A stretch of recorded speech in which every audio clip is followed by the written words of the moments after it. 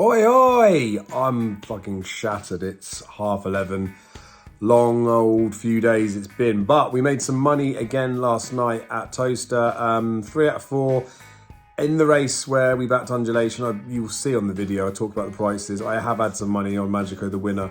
He went touched 4.2, I think, on the exchange. I managed to get matched at 4.1 for a ton, and I managed to lay that out at 3.3 pretty quick after. So it was sort of like a stake savoury type bet, but yeah, sorry it wasn't the one that was the 4, but with good profit, a couple of 4-to-1 dogs that I touched up in there, and obviously the shorty, but can't believe they were laying it. You can get 1.8, I was getting matched on the exchange for that, 4-to-5, when I made it a 2s on Pope. Anywho, for tonight or for Saturday night, there are 4 like what I'd class as green bets, and then there's a couple of like Dutchy ones in there as well.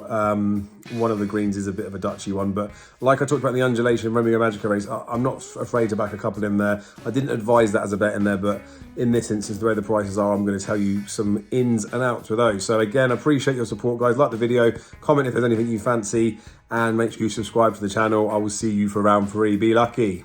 Trusty spreadsheet is back. So you would have seen that we had a decent night last night. 4 advised bets, 3 winners of the 4, and in the other race, there was suggestion for Magico, made him a 13-to-8 Pope, touched 4.0 on the machine. Anywho, got some bets for Saturday night. Obviously the point of the video, I guess. If we sort by Kelly criterion for the biggest, you'll see there's some coloured. Ballymac John's price has come in. He was 7-to-2, but can't get that anymore. So at the time of recording, there's no point having a go on that. You see there's a few more amber than usual, so we're going to go through those as well.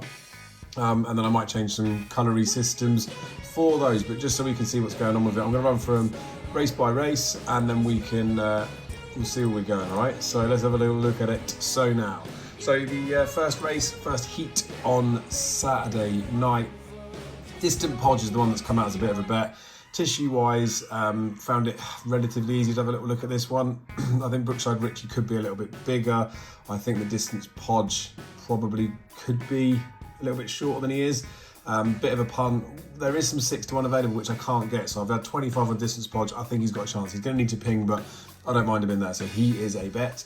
The second race for Saturday, book on this one, I think I was fair with it anyway. As you can see, the percentages, there's really not much difference for a lot of these, so there's no interest in that race there. Third race for Saturday, there was a couple that came out in here, to be honest with you.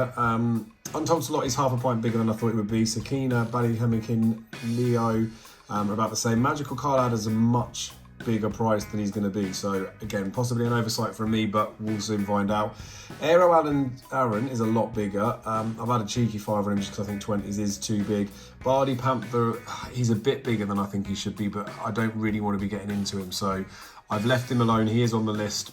I haven't backed him. He'd be one I'd watch on the night on the exchanges in case there was a juicy price to be had.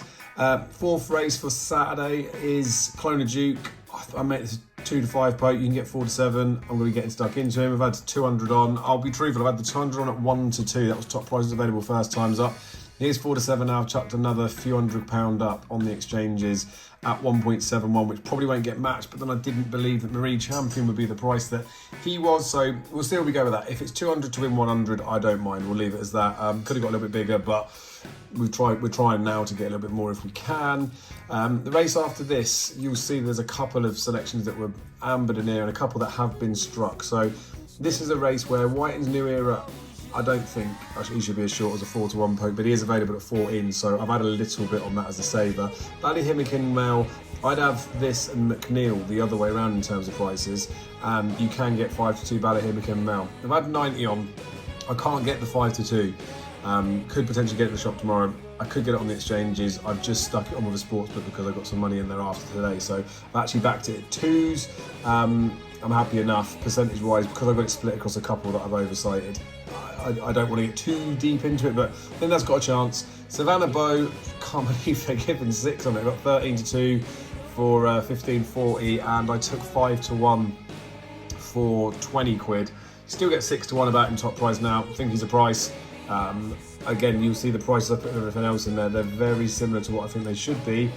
He's stupid. And don't forget what I'm doing in my books as well. I am doing it to about 100%. I back this to 101%. He's twice the price he should be, as far as I'm concerned. You could argue I could get stuck in a bit more into him. I I might do as the night goes on, but as it stands, I'm not.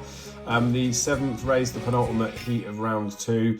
Again, you'll notice there's a couple that have jumped up there. Now, Havana Bailout's a dog I've got a real soft spot for. I was impressed with him in the first round, and I think he can actually trap a little bit smarter than he did there. So I give him a chance. He was available at 7-2. When he was 7-2, you'll see there's a change in here. The Kelly criterion jumps over 10%, maybe more interested. So we will see with him. I have had 25 at 3s, but I do think that Coach Eyes is too big a price at 5-1. That's definitely going to shorten up. So I've had 50 on that. I'm going to Dutch this race, I simply said. Could have done it with the Magico and Undulation. They were both short enough, really, but it's making money in it. So I have Dutched those two. And in the last race, Baddy John was a 7-2 poke, so at that point he was in the 8%. Can't get that. He's not a bet at the moment, but he is highlighted in there because I would like to back him if I can get bigger than... So it's 4.5 or bigger on the exchanges, so I'll wait for that. We'll see how the night goes. People might be laying certain dogs. There'll be money about for dogs like your Ballymat Merinos. Maybe, maybe not. We'll see, but they're the bets for the next night. So if I do this the proper way around, do it largest to smallest. Ultimately, if I just take the ones that have got a stake, and you can see what we've done in here, and if I chop this, do this in like the heat order. So first race of the night, we've had 25 on Distance Podge. Aero Allen's a bit of a saver bet, too big a price. I've only had a small stake of a 5. I just think the price could be wrong, so it's worth a little punt. Trying to Duke's a good bet. Ballyhimmock Mel, I do fancy. White Inter's a little bit of a save in there, so they're sort of amber for those reasons. But Ballyhimmock Mel, for all intents and purposes, would be a green bet, so the third proper one suggested. Savannah Bow's a definite bet, that's for absolute sure. And then if you are that way inclined, Coach Eyes have had a bet out. I play the pair. Coach Eyes at 5-1 is the right price to be getting on. You don't like, I mean, you can back him short, but he won't be 5-1 for much longer.